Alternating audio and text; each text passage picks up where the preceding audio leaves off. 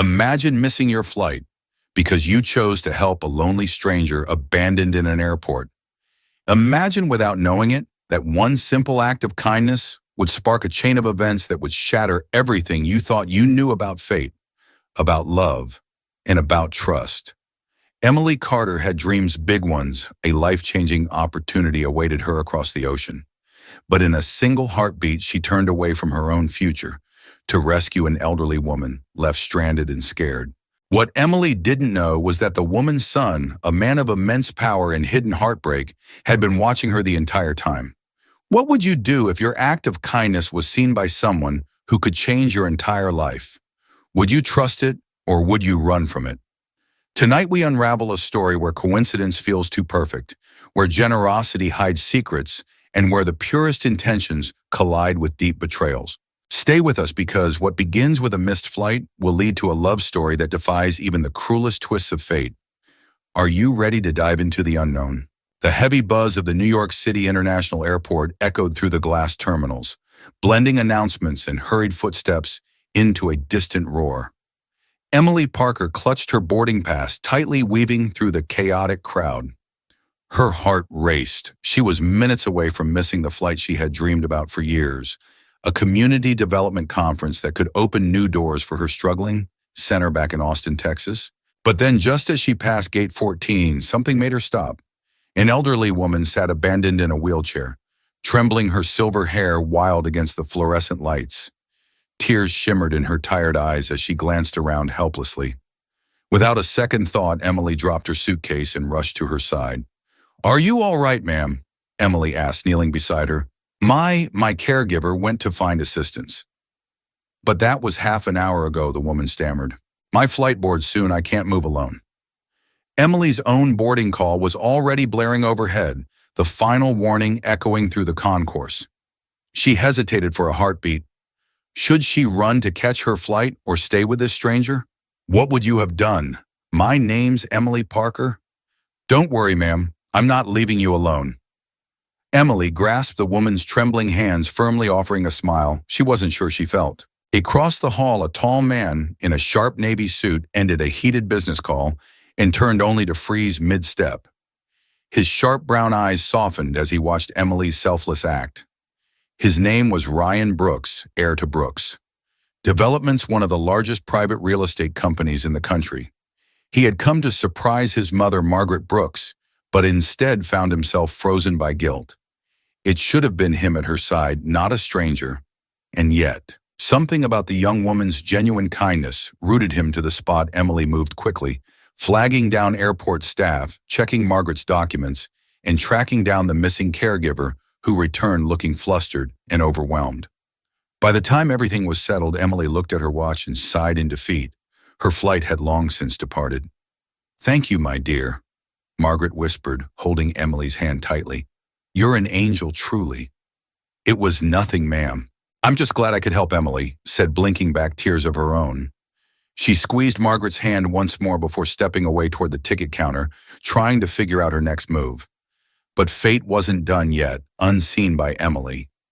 Ryan discreetly snapped a photo of her passenger badge hanging from her tote bag. Something about her courage, her warmth. He couldn't let it end here. He didn't know how, but he was determined to find her again. Hours later, somewhere over the clouds on a rescheduled flight, Emily rummaged through her bag and froze. Nestled among her belongings was a brooch, an antique piece crafted of silver and inlaid with tiny sapphire stones.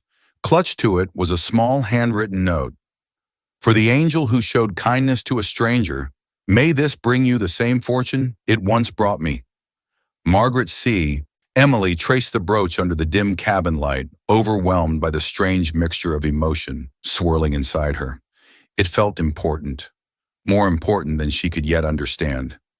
Months passed. Back in Austin, life snapped back into its weary rhythm.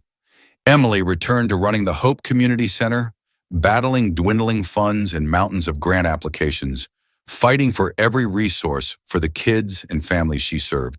Then one morning, David Carter, the center's gruff but big-hearted director, burst into a meeting with unexpected news. "A company from New York Brooks Developments is scouting projects to fund here in Texas." he announced. And guess what? Their CEO himself is flying down next week, Emily. I want you to lead the presentation. Emily's heart skipped a beat. She forced a smile, but a strange chill ran down her spine. Why was her gut telling her that this meeting would change everything? The following days were a whirlwind. Emily and her best friend Olivia Reed scrambled to prepare every project file, every photo wall, every kid's mural at Hope Center. Emily rehearsed speeches in her head, polished every number, but that gnawing feeling never quite left her. The day of the visit arrived. The front door creaked open. David stepped inside, ushering in a tall man in a tailored suit. Emily looked up, and the world seemed to tilt. It was him, the man from the airport, Ryan Brooks. Did he recognize her? Did he remember? Emily's mind raced as she forced herself to smile and extend her hand. Welcome to Hope Community Center. Mr. Brooks, she said, her voice astonishingly steady. I'm Emily Parker. I look forward to showing you our work. Ryan's handshake was firm, his eyes unreadable. If he recognized her, he gave no sign. Was he pretending, or had she meant so little he had already forgotten? And if he did remember, why not say anything? Questions buzzed like wasps in her chest. But Emily pushed them down. She had work to do. She had a center to save. But deep inside, something whispered, this was no ordinary meeting. Destiny was stirring again. Dear viewers, I'm sorry for interrupting the story here, but what do you think Ryan's real intention is? Do you believe he truly forgot Emily? Or is he hiding something deeper? And where do you think this sudden twist is leading? Let me know in the comments. I'm curious to hear your theories. Also, tell me, which country are you watching from? If you're enjoying the story so far, please leave a heart and like the video. Thank you so much. Emily couldn't sleep that night. Every time she closed her eyes, the memory of Ryan's voice echoed back at her. I owe you the truth. What truth? What had he been hiding all along? The next morning, as the Hope Community Center buzzed with preparations for a neighborhood event, Emily found herself unable to focus. Every noise seemed sharper, every word from her colleagues seemed distant. Was she standing on the edge of something beautiful, or something that would shatter her completely? Hours later, just as the sunset dipped the Texas sky into molten gold, Ryan was waiting for her outside. No suit this time, just jeans, a soft gray sweater, and a nervous energy she'd never seen before. Can we walk? He asked. Without a word, she nodded, and together they wandered toward the little trail that circled the community garden, the first project they had built together. For a while, neither spoke. The air was heavy with things unsaid. Finally, Ryan stopped, turning to face her. I recognized you the moment I saw you, he said quietly. Emily's heart pounded painfully against her ribs. In the airport helping my mother? I was on a call. I should have been there for her, but I wasn't. You stepped in where I failed.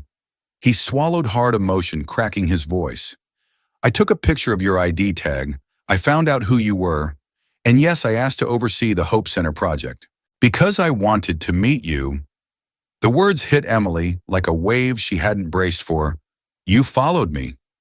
At first, yes, Ryan admitted, shame flickering across his face. But it stopped being about gratitude almost immediately. I saw what you built here. What you are, I realized I wanted to be part of it, part of your world. Emily stared at him, her chest tight. Had everything between them been born from a lie? Or could something real grow from such a flawed beginning? What would you believe if you were in Emily's place? She turned away, trying to hide the storm swirling inside her. I don't know what to say, Ryan, she whispered. You don't have to say anything, he said gently. I just needed you to know the truth. No more secrets. The question gnawed at her was honesty, even late enough to forgive. They walked back in silence, the weight of everything between them nearly unbearable. The days that followed were a strange dance. At the Hope Center, things continued as usual. Meetings, planning sessions, community projects. Outwardly, everything was professional. But in private moments, when their eyes met across a crowded room or their hands brushed by accident, there was a tension thick enough to cut with a knife. One afternoon, while working on a project proposal, Olivia leaned in and whispered, Are you okay, Em? You've been somewhere else lately. Emily forced a smile. I'm fine, just thinking a lot. thinking about whether trust once cracked could ever be whole again. Then one evening a call came from David, the center's director. "Emily, you need to see this." At the community center office. David slid a folder across the desk to her. Inside were signed documents, a permanent funding pledge from Brooks Developments, enough to expand the Hope Center's reach by threefold. And attached to it was a handwritten note. "No matter where life takes us, the world you created here deserves to thrive. This is for them and for you, Ryan." Emily's hands trembled slightly as she put the letter down. He was pulling back, giving her everything she had dreamed of without demanding anything in return. Was that what real love looked like, stepping aside even when it hurt? Or was he giving up that night? Emily sat alone in her tiny apartment, the antique brooch in her palm. She stared out the window at the endless city lights, her heart aching. Could she forgive him? Could she take the leap again?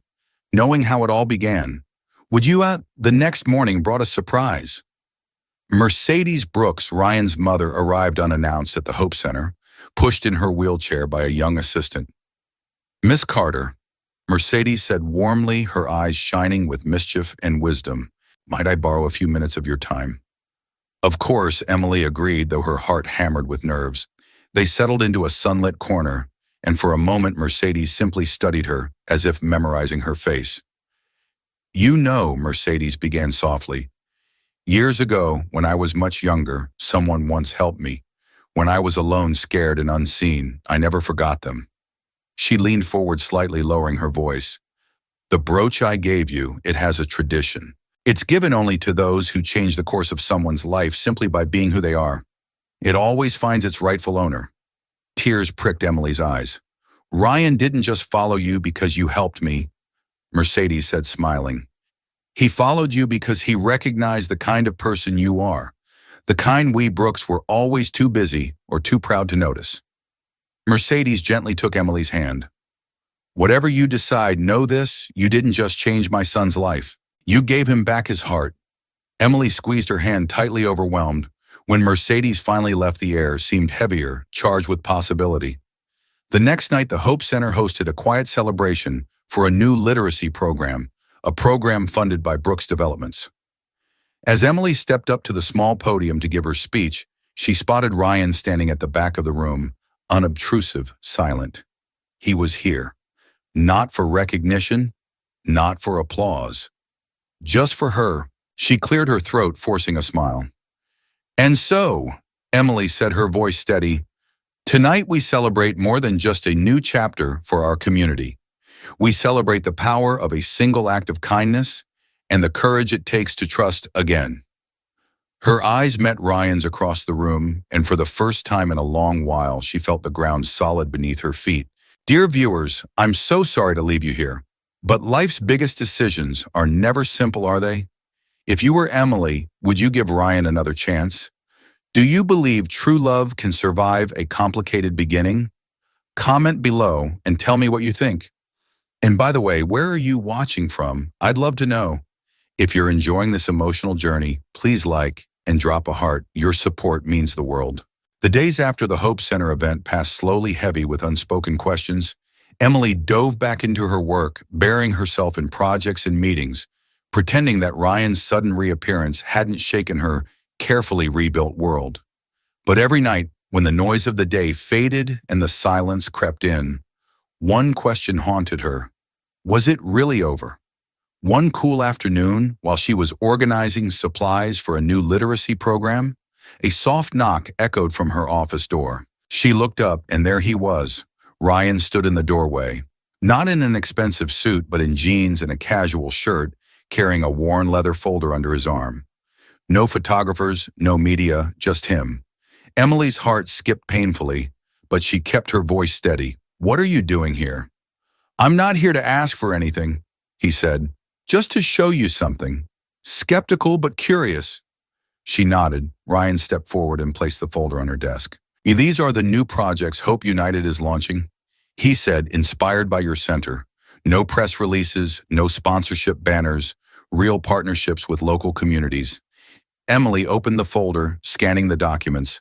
Scholarship programs, youth leadership initiatives, job training workshops. The same kind of grassroots efforts she had dreamed of scaling for years. Why was he showing this to her? Did he want her approval, or was there something deeper? You could have just emailed this, she said cautiously. I know, he replied, his voice lower, but it's not about the projects, Emily. It's about the promise I made to you, even when you didn't know it. The room seemed to shrink, the air thickening. Was this still about gratitude, or had it become something more? What do you want from me, Ryan? Emily whispered. He hesitated, searching her eyes for any crack in the wall she had built. Nothing, he said at last, except maybe a second chance. Her breath caught. A second chance. How many of us would dare to ask for it, and how many of us would be brave enough to give it? Before Emily could speak, the door opened and Sophia entered, carrying a box of donations. She froze, sensing the tension immediately. Sorry, Sophia muttered, backing out quickly. The spell broke. Emily closed the folder, setting it aside. I need time. Ryan nodded, understanding more in her silence than any words could say. I'll wait, he said simply. However long you need. As he turned and left, a strange ache settled in Emily's chest, a mixture of longing, fear, and something dangerously close to hope. Days turned into weeks.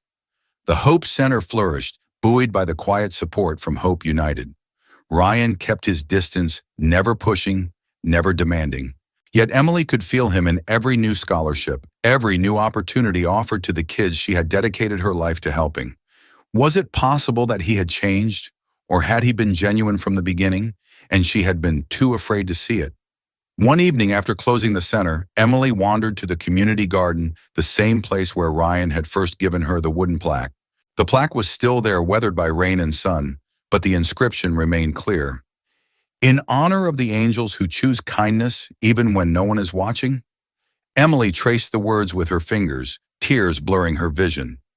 Maybe forgiveness wasn't about forgetting the pain. Maybe it was about choosing to believe in goodness again. A quiet footstep behind her made her turn. Ryan stood a few feet away, hands in his pockets, watching her silently. No words were needed. Emily crossed the distance between them and placed a hand lightly on his chest, feeling the steady thud of his heart. I'm scared, she admitted, her voice trembling. So am I, he said. For a long moment they simply stood there, the twilight gathering around them like a shelter. Then slowly Emily rose onto her toes and pressed a kiss to his cheek. A promise, a beginning. Ryan closed his eyes, exhaling shakily. Sometimes life doesn't give us perfect stories. It gives us imperfect people making imperfect choices, trying desperately to build something real. And sometimes that's enough.